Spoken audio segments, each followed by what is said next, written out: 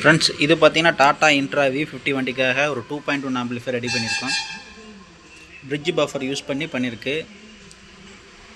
Punching கொஞ்சம் ஹெவியாக கேட்டிருக்கனால bridge buffer use பண்ணியிருக்கோம்.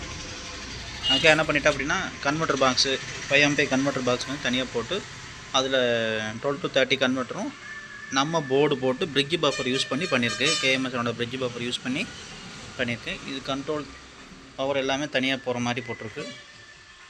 அதோட வால்யூம் கண்ட்ரோல் இங்கே ப்ளஸ் இதுக்கும் கனெக்ஷன் பார்த்தீங்கன்னா ஷீல்டு வயர் போட்டிருக்கு.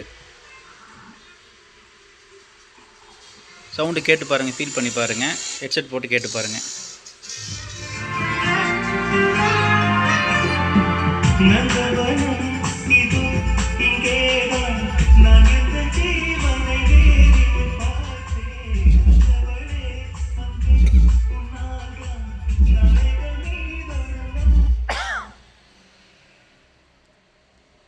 இது மாதிரி ஆம்பிளிஃபையர் வேணும் அப்படின்னாலும் கீழே இருக்க நம்பருக்கு வாட்ஸ்அப் பண்ணுங்கள்.